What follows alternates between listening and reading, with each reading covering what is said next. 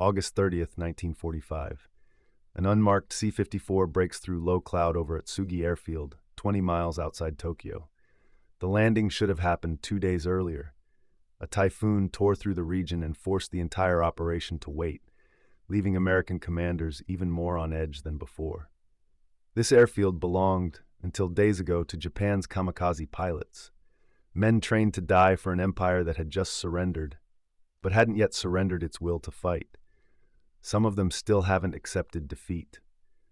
Leaflets calling for resistance were dropped over Tokyo just over a week before this plane ever left the runway in Okinawa. Inside the aircraft, tension. General of the Army Douglas MacArthur turns to his staff and gives an order that stuns even men who've served him for years. Take off your sidearms, leave them on the plane. His chief of staff doesn't understand it. Thousands of armed Japanese troops surround this airfield. The Americans on the ground number only a few hundred. If this goes wrong, there is no fighting their way out. MacArthur already has his answer ready. If they intend to kill us, sidearms will be useless. He does not intend to walk off that plane looking like a man bracing for a fight. He intends to walk off looking like a man who has already won it. The door opens. Humid air rushes in. MacArthur steps into the light wearing no pistol, no rifle, no visible weapon of any kind. In his teeth, tilted at the upward angle photographers had learned to wait for, is a corncob pipe. Below him, on the tarmac, stand men who could kill him in seconds if they chose to. MacArthur walks down the stairs slowly. He does not hurry. He does not look for cover, because there isn't any. And he does not look afraid, because that is the entire point. This isn't a story about a weapon. It's a story about what a five-star general chose to carry instead of one, and why, in the final days of the deadliest war in human history, a piece of dried corn became a more powerful instrument of command than a loaded Colt 45. If you're drawn to the moments where real history is stranger and braver than the legend built on top of it, this channel is built for exactly that. Hit subscribe, and let's go back to where this really started. Douglas MacArthur was not born cautious, and he was not born calm. He was born into the Army, the son of a Civil War Medal of Honor recipient, raised on frontier posts where his family sometimes went without enough to eat. His brother Malcolm died young in that hard, wandering childhood. MacArthur carried that discipline and that hunger to prove himself into a military career that would make him one of the most decorated officers in American history. MacArthur graduated first in his class at West Point in 1903. Before the war even reached him in Europe, he had already been recommended for the Medal of Honor once, for a solo reconnaissance mission behind enemy lines during the 1914 occupation of Veracruz, Mexico. That recommendation was turned down. It would not be the last time MacArthur's personal daring outran the Army's willingness to formally reward it. In the First World War, he earned 7 Silver Stars and 2 Distinguished Service Crosses for gallantry on the Western Front, leading men through some of the war's worst fighting with a theatrical fearlessness that colleagues found either inspiring or reckless, depending on who was asked. He wore a turtleneck instead of a gas mask in the trenches. He carried a riding crop instead of a rifle. He was nominated for the Medal of Honor a second time during the war. Denied again. When he came home, the Army made him the youngest superintendent in West Point's history, just 39 years old, tasked with dragging the century-old academy into the modern era. Even then, MacArthur understood something most officers didn't, that how a commander appeared to his men mattered almost as much as what he actually did. He was also, for most of his early adult life, a cigarette smoker. The pipe, the one that would define his public image for the rest of his career, came later, and exactly when is not precisely recorded. What is recorded is that by the time MacArthur was serving as Field Marshal of the Philippine Army in the years before the Second World War, the corncob pipe was already part of him. He commissioned custom versions from the Missouri Meerschaum Company back in his home state, specifying deep bowls and long shanks, pipes built not just for smoking, but for pointing at maps, gesturing at officers, holding steady in front of a camera lens for as long as a photographer needed. MacArthur had returned to the Philippines in 1935 at the invitation of the Commonwealth government to build the island's first national army from almost nothing. He held the unusual title of Field Marshal of the Philippines, the only American ever to hold that rank in a foreign nation's military, and he threw himself into the job with the same theatrical intensity he brought to everything else. He grew to see the islands as something closer to a second home than a temporary posting. That personal attachment would matter enormously just a few years later, when the Philippines became the place where his promise, his reputation, and his pipe would all be tested at once. By the time war came to the Pacific, the pipe wasn't an accessory. It was already a weapon of a different kind. Then came Bataan. In December 1941, Japanese forces struck the Philippines within hours of Pearl Harbor, catching much of MacArthur's air power still on the ground, a devastating loss he would spend the rest of his life explaining away. His scattered defenders, roughly 80% of them Filipino, fell back to the Bataan Peninsula and the fortress island of Corregidor. They dug in. They waited for reinforcements that Washington had already decided would never come. For the men on Bataan, the war became a siege of starvation and disease as much as combat. Rations were cut and cut again. Malaria and dysentery spread through the ranks faster than medicine could treat them. And this is where the myth of MacArthur first collided with the reality of MacArthur. During the entire 3-month siege, MacArthur crossed from his headquarters on Corregidor to inspect the Bataan front lines exactly once, on January 10th. His men noticed. Correspondents noticed. A bitter marching song began circulating among the starving troops, sung to the tune of an old hymn, painting their commander as safe, well-fed, and untouched by the suffering just a few miles away. A war correspondent who stayed behind with the defenders wrote a short verse that spread through the ranks even faster, a few lines capturing exactly how abandoned the men on Bataan felt, certain that no reinforcements, no supplies, and no one back home was coming to save them. Soldiers started calling their distant commander a nickname that would follow him for the rest of his life: Dugout Doug. It is one of the enduring arguments among historians. Some point to MacArthur's genuine record of exposing himself to enemy fire, going back to the trenches of France. Others point to Bataan and see a general who understood, better than almost anyone in uniform, how to manufacture legend from a safe distance. The argument only grew sharper months later, when MacArthur was awarded the Medal of Honor for the defense of the Philippines.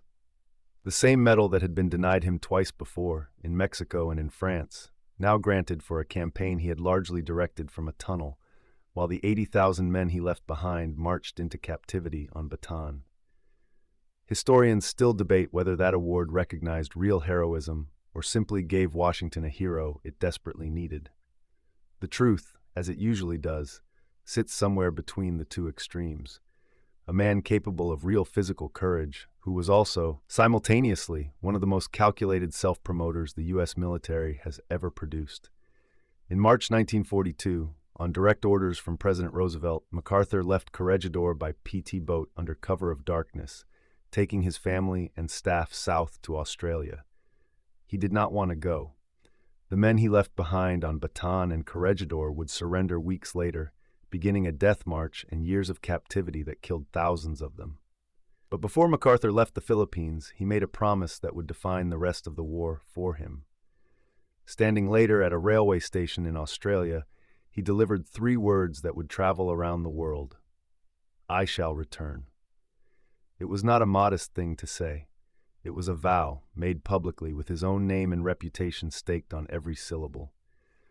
And for the next 2.5 years, the corncob pipe rode along with him through every mile of the campaign built to make that promise true. Through 1942, 1943, and into 1944, as MacArthur's forces fought their way up New Guinea and island by island back toward the Philippines, his image sharpened into something almost deliberately theatrical. Aviator sunglasses, an open-collar khaki uniform, no tie, no formality, his gold-braided scrambled eggs cap worn at an angle, and always, gripped in his jaw or held loosely at his side, the pipe. Military historians studying MacArthur's career have described what he was doing in terms borrowed from modern strategy. He was waging information warfare before the phrase existed, using his own image as deliberately as he used artillery or air cover. War correspondents wrote about how he used the pipe's long stem to tap out positions on operations maps in front of his officers, turning a smoking habit into a command gesture. None of that theater made the war any less real for the men doing the fighting. New Guinea was some of the most brutal jungle combat of the entire war. Disease killed as many men as bullets did, and the terrain itself was an enemy. But while his soldiers fought through mud and disease with rifles and grenades, MacArthur fought a parallel campaign, for headlines, for morale, for the psychological advantage of appearing, at every possible moment, completely untouchable. His press operation reflected it. War correspondents assigned to MacArthur's headquarters quickly learned that coverage flattering to the general moved smoothly. Coverage that wasn't, didn't. Photographers competed for the shot that captured the pipe at exactly the right angle, the sunglasses catching exactly the right light. It was, by the standards of the era, an extraordinarily disciplined public relations operation built around one man's face, and it worked. By 1944, the pipe, the cap, and the sunglasses were as recognizable to the American public as MacArthur's own name. The fighting behind those photographs was anything but glamorous. At Buna and Gona in New Guinea, American and Australian troops fought through swamp and jungle rot against a dug-in Japanese defense that refused to surrender even when hopelessly outnumbered. Some of the costliest ground, yard for yard, that American forces would cross in the entire Pacific War. Later, the leap to Hollandia and the islands beyond it became a template for the island hopping, strategy that would define the rest of the campaign.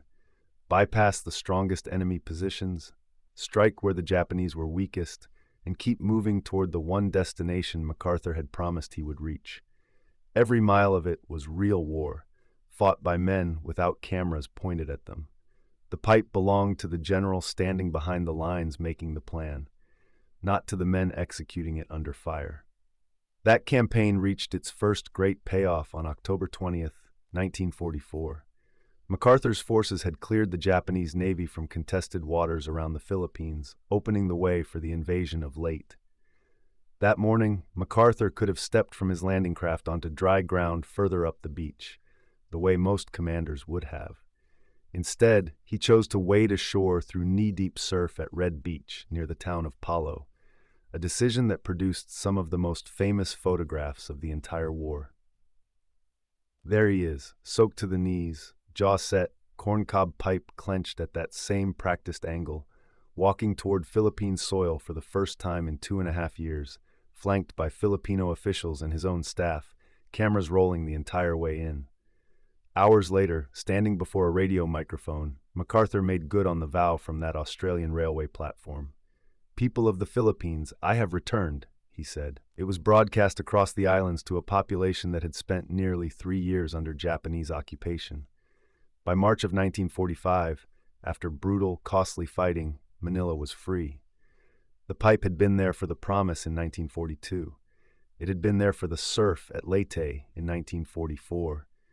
It had been photographed on a Manila balcony overlooking the liberated city in 1945. MacArthur's cap tilted back, arms resting on the rail, an image so carefully composed that historians still cite it as the high watermark of his self-made legend. But nothing MacArthur had done with that pipe, not the vow, not the landing, not the liberation of a capital city, would test his nerve quite like what came next. Japan surrendered on August 15, 1945, after the atomic bombings of Hiroshima and Nagasaki, and the Soviet declaration of war forced Emperor Hirohito to break centuries of tradition and speak directly to his nation by radio. But a surrender announced is not the same as a surrender secured. Scattered across the home islands were units of the Japanese military who had not accepted the emperor's decision, men who believed continuing the fight even after defeat was a matter of honor. Atsugi airfield, the base selected for the American occupation forces' first landing on Japanese soil, had recently been home to kamikaze squadrons. Just over a week before MacArthur's flight was scheduled to land there, some of those very airmen had dropped leaflets over Tokyo, urging the population to rise up against the surrender and continue resisting the invasion. American planners knew exactly what they were sending MacArthur into. His own staff tried to talk him out of the plan to land personally, unarmed and virtually unguarded. His chief of staff warned him bluntly that a man revered as a living god by millions of people had still faced assassination attempts. What kind of target, he asked, did that make the supreme commander of the Allied powers? One of MacArthur's generals later put the imbalance in blunt terms. The handful of American troops on the ground that day were outnumbered thousands to one. Journalists who had spent careers studying Japan called the landing a staggering gamble. Historians would later note that MacArthur was descending, essentially defenseless, onto an airfield that had trained men specifically to die killing enemies of the empire. MacArthur's answer was to make the danger part of the message. On the flight in, he told his aides to remove their pistols entirely. Sidearms would do nothing to save them if the worst happened, and he wanted no gesture of American fear or American aggression on display. What he wanted the Japanese nation to see, in the very first American face most of them would encounter, was total, unshaken confidence. Not a conqueror bracing for resistance. A man who had already decided the war was over and was simply walking in to confirm it. So the plane touched down. The door opened, and Douglas MacArthur, five-star general of the Army, supreme commander of the Allied powers, a man surrounded by thousands of potentially hostile troops and only a token honor guard of his own, walked down the metal stairway wearing his crushed field marshal's cap, his aviator sunglasses, and nothing that could fire a bullet. Clenched in his teeth, the corncob pipe. A Japanese historian who witnessed the occupation years later described the landing as an extraordinary display of personal composure, precisely calibrated for the audience watching it. An American historian, reflecting on the risk, called it the kind of theatrical bravery that belonged less to a modern general than to a swashbuckling movie hero. Whichever description you prefer, the effect on the ground was immediate. Japanese officers and soldiers who had been prepared, in some cases to die rather than accept defeat, watched an unarmed American general stroll across their airfield as though he were inspecting a parade ground. There was no invasion force behind him. There was no show of overwhelming firepower. There was a pipe, a cap, and a posture that said the fight was already finished. So finished, in fact, that he hadn't bothered to bring a gun. Even Winston Churchill, a man who had watched courage up close for most of his own life, singled out that walk down the ramp at Atsugi as one of the single bravest acts of the entire war, the greatest of the lot, in his own words. Coming from a leader who had lived through the Blitz and stood beside soldiers on half a dozen battlefields of his own, that was not a compliment handed out lightly.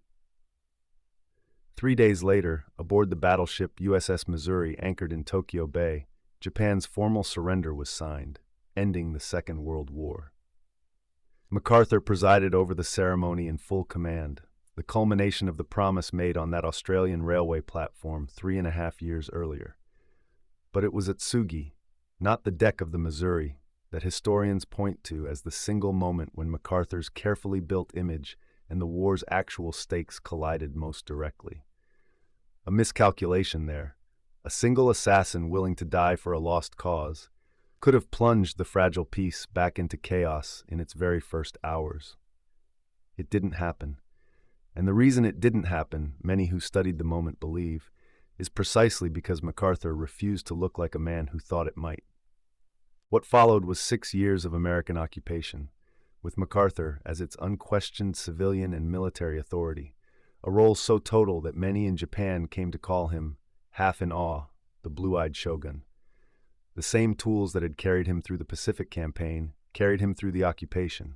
The sunglasses, the cap, the pipe, deployed again and again in photographs meant to project calm, benevolent, unshakable authority over a defeated nation, still deciding whether it could trust the men who had just destroyed it. Emperor Hirohito himself would later visit MacArthur's headquarters, the God Emperor of Japan sitting across from a general who had walked onto Japanese soil with nothing but a smoking pipe for protection. Few images from the entire occupation capture the reversal of fortune more completely. Under MacArthur's authority, occupied Japan wrote an entirely new constitution, extended the vote to women for the first time in the nation's history, and broke apart the vast industrial combines that had powered its war machine. None of that was accomplished with force of arms. It was accomplished because millions of Japanese citizens, primed by that first image of an unarmed, unhurried general walking calmly onto their soil, chose cooperation over resistance. The pipe had done its job before a single policy was ever signed. There's a small detail that closes this story better than almost anything else could. In December 1944, MacArthur had been promoted to the newly created 5-star rank of General of the Army, one of only a handful of men in American history to hold it. Years later, the Missouri Meerschaum Company would name their signature corncob design in his honor, the MacArthur 5-star corncob pipe. 5 stars for the rank, 5 stars for the pipe. The two symbols of his career fused into a single object that still sits to this day in the collection of the MacArthur Memorial, the very pipe some accounts say traveled with him onto that airfield in 1945. Douglas MacArthur was not a simple man, and this is not a simple story. He was, by turns, genuinely brave and carefully performed. He was a general who left men to suffer on Bataan, while his image machine sold the American public a story of fearless leadership, and he was also, unmistakably, a man who walked unarmed into one of the most dangerous rooms in the history of warfare and dared it to prove him wrong. Both of those things are true. History rarely offers its heroes without contradictions attached, and MacArthur offers more than most. But strip away the controversy, the criticism, the decades of argument over what kind of man he really was, and one image remains untouched by any of it. A 5-star general, standing at the top of a metal staircase on a captured airfield, surrounded by an enemy that had not yet fully accepted its own defeat, choosing, deliberately, to leave every weapon behind. Choosing to walk down into that danger, holding nothing but a pipe made from a dried corncob, because he understood something that no rifle could ever teach a nation still deciding whether the war was truly over. Think about what MacArthur actually risked in that decision. Not a battle, not a beachhead. His own life, handed over entirely to a bet about how human beings respond to calm in the face of chaos. Every soldier who has ever walked into danger knows that fear is contagious, and so, it turns out, is its absence. A trembling man with a gun invites a fight. A steady man with a pipe invites a pause. On that gray morning at Atsugi, MacArthur was betting the peace of an entire nation on which of those two reactions his enemy would choose. He won that bet. And the fact that it worked doesn't make it any less of a gamble. It makes the nerve behind it all the more remarkable. Sometimes the most powerful thing a commander can carry isn't a weapon at all. Sometimes it's the simple, unmistakable look of a man who is no longer afraid. Douglas MacArthur understood that better than almost anyone who has ever worn the uniform, and he proved it, once and for all, with nothing but a corncob pipe clenched between his teeth. If this is the kind of history you want more of, the real story behind the image, the courage and the contradictions both, subscribe to the channel, hit like, and turn on notifications so you don't miss what's coming next.